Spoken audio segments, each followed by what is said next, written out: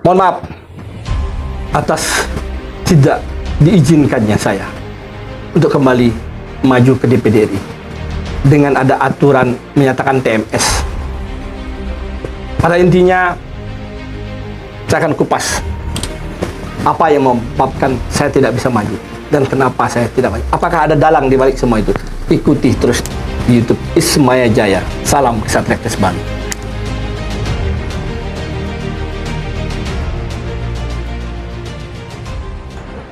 Om Swastiastu. Assalamualaikum warahmatullahi wabarakatuh. Salam, Namo Buddhaya, salam rahayu, salam kebajikan dan salam Ksatria Kris Bali. Saya Ketut Putra Ismaya Jaya atau Jurubima ingin menyampaikan hasil yang disampaikan oleh KPU bahwa Ketut Putra Ismaya Jaya TMS atau tidak memenuhi syarat. Mohon maaf kepada semua pendukung saya yang berada di Yayasan Ksatria Kris Bali, saudara-saudara saya semua, maupun yang ada di luar masyarakat Bali khususnya, yang sudah menyatakan diri siap mendukung dan siap memberikan suaranya, pilihannya kepada saya sebagai salah satu bakal calon DPD RI. Ternyata semesta atau alam berbicara lain. Saya harus tidak bisa memenuhi syarat yang baru sekali dikeluarkan oleh KPU atas hasil putusan Mahkamah Konstitusi. Yang saya ingin sikapi di sini adalah mengenai aturan keputusan Mahkamah Konstitusi di mana ancaman 5 tahun ke atas itu tidak boleh maju menjadi calon DPD RI maupun calon DPR RI maupun DPRD. Saya sendiri ingin menyampaikan kalau saya ini memang tersandung kasus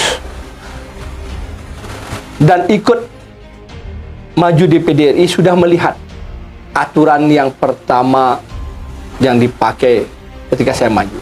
Di situ aturan yang pertama ketika ingin maju DPD RI, tentu kami menanyakan syarat-syarat apa saja yang harus dipenuhi sebagai seorang bakal calon DPD RI. Disampaikan syaratnya adalah mantan napi yang divonis 5 tahun tidak boleh ikut maju dan harus menunggu 5 tahun. Sedangkan saya waktu itu merasa saya vonis saya 5 bulan dan rehab. Kasus pertama saya dibilang menganiaya Satpol PP. Laporannya laporan model A tahun 2018. Karena saya ikut maju di PDRI, masalah baliho saya diturunkan. Saya tampilkan juga cuplikan iklannya, disampaikan di berita bahwa saya melakukan pengeroyokan. Padahal ketika di persidangan saya tidak ada melakukan pengeroyokan, tidak ada melakukan tindakan yang merugikan bagi saya, karena Satpol PP sendiri waktu itu merasakan tidak ada yang dirugikan oleh kedatangan saya. Tapi saya harus diproses karena ada laporan model A, laporan polisi yang melaporkan saya, bukan Satpol PP. Di persidangan pun akhirnya para Satpol PP yang dianggap dikeroyok, ditendang, dipukul, mencabut laporannya karena merasa tidak ada. Dan saya anggap itu kasus politik bagi saya, tetapi di persidangan tetap dianggap kasus pidana. Pasal yang disangkakan kepada saya ada jelas di dalam putusan. Pasal yang kasus saya pertama, kasus dengan Satpol PP itu yang diancamkan oleh hakim yang dipergunakan untuk menuntut saya adalah pasal 211 Junto 214 KUHP. Ancamannya 4 tahun, juntonya 7 tahun. Itu junto adalah gandengan karena bersama-sama. Tapi dari bahasa ancamannya itu 4 tahun. Sedangkan aturan KPU apabila seorang napi yang diancam 5 tahun atau lebih. Nah, saya diancam 4 tahun, tapi ada juntonya yang 7 tahun. Sehingga mungkin ini yang membuat saya terjengkel. Tapi di dalam surat yang dikeluarkan oleh KPU, yang dipakai pasal saya adalah pasal 214 yang 7 tahun, padahal itu juntonya. Terus saya diponisnya 5 bulan. Kasus saya yang kedua adalah kasus narkoba. Di sini dari KPU entah dari mana mendapatkan pasal, dipasalkan saya pasal 112 itu ancaman hukumannya 12 tahun. Padahal dari putusan ancaman yang dipergunakan hakim adalah pasal 127 ayat 1. Ancamannya 4 tahun dan hukuman saya adalah rehab. Itu jelas ancaman dari hakim, bukan ancaman dari polisi. Nah, saya nggak tahu KPU menggunakan ancaman saya lahir dari kepolisian menentukan apakah itu yang dipakai. Sehingga apa yang disampaikan oleh hakim untuk menuntut saya, ancaman hakim yang secara inkrah, ancaman yang inkrah, itu yang saya ketahui aturan yang disampaikan oleh Mahkamah Konstitusi. Dengan aturan yang inkrah berarti pasal yang kasus saya yang kedua adalah 127 ayat 1, ancamannya 4 tahun. Kalau melihat dari dua kasus hukum saya, kasus yang kedua itu terjadi pada tanggal 15 Mei. Ketika itu saya ingin menuntut KPU. Ada kecurangan yang saya rasakan. Dan ada bukti saya punya bagaimana C1 saya tampilkan juga. C1 saya di satu daerah Rendang, saya suara paling banyak. TPS 19 suara paling banyak. Tetapi ke C1 saya TPS 19 Rendang itu nama saya nggak ada, kosong. Ada surat juga keluar dari KPU menyatakan bahwa Ketut Ismail Jaya nomor 23 itu tidak ada namanya. Itu terjadi kepada masalah saya di 2019 ketika saya maju di PDRI. Nah, perjalanan yang berikutnya ini, saya juga menjadi agak heran dengan aturan yang dikeluarkan.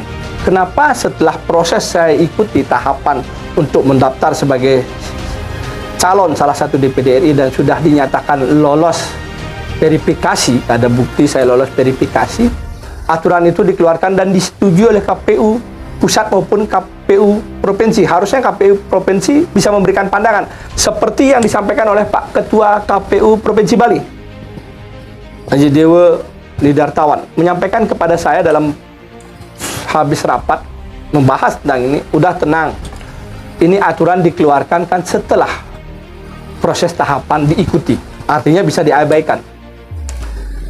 Nah, ternyata itu tidak terjadi.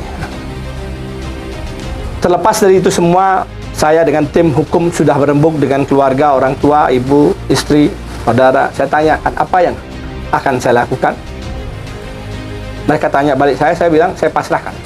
Dan keluarga pun menyetujui untuk mengikhlaskan. Tim hukum pun menyetujui untuk ikhlaskan saja. Ada saran-saran masukan harus tuntut, harus melawan, harus minta keadilan.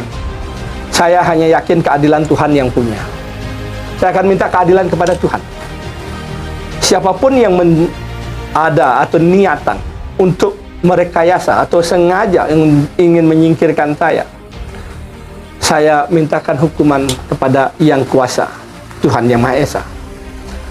Hari ini sengaja saya sampaikan di tanggal 28 Juni 2023 karena hari inilah bertepatan dengan hari Rahinan Kajeng Kliwon, hari taksunya Ida Betara Betari ring Tanah Bali.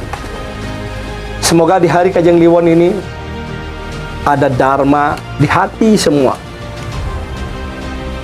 yang ada di KPU maupun Bawaslu, untuk para pejuang-pejuang nantinya, para DPD RI, DPR RI, DPR. Mereka berjuang dengan ketulusan, keringat mereka teteskan. Seperti saya, setiap hari saya keliling Tanah Bali, menyampaikan program visi misi, merangkul, mengajak untuk mereka hadir dan datang ke TPS untuk memilih calon yang harus mereka pilih. Mereka berkeringat, saya berkeringat. Tolong jangan dizolimi atau dicurangi. Hukum semesta itu nyata. Saya hanya titip kejujuran Bapak dan Ibu yang berada di KPU dan Bawaslu untuk berjuanglah dengan dharma. Berjuanglah dengan kebenaran. Ingat, masih ada hukum Tuhan yang akan mengadili manusia ketika mereka melewati segala proses dengan cara tidak adil dan tidak benar.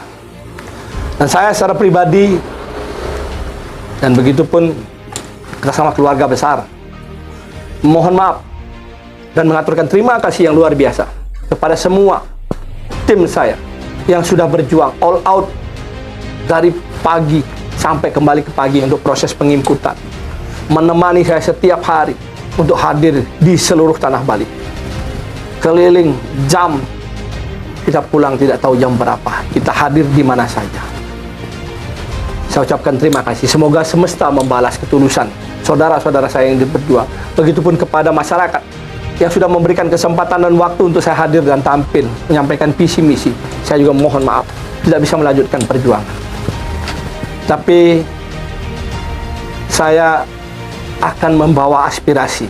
Ketika diizinkan, diberikan, saya akan pilih salah satu calon DPD yang memang pantas dan mau saya ajak bersinergi untuk saya gantungkan suara saya. Saya titipkan perjuangan saya. Saya titipkan saudara-saudara saya di Yayasan Ksatria Keris Bali. Dan saya tegaskan kepada saudara-saudara saya, nyama saya di Yayasan Ksatria Keris Bali, di seluruh Bali dan seluruh Nusantara yang mendengar YouTube saya ini dan mendengar siaran saya ini. Mari kita berjuang. Bukan karena menginginkan jabatan politik kita berjuang, tapi memang karena tulus kepada semesta kita berjuang, karena tulus kepada tanah Bali, karena tulus kepada Tuhan Yang Maha Esa untuk membela dan berbuat dharma. Semoga masyarakat semua bisa menerima ketika saya hadir nanti di mana-mana. Tidak ada lagi gunjingan, oh demi politik saya maju.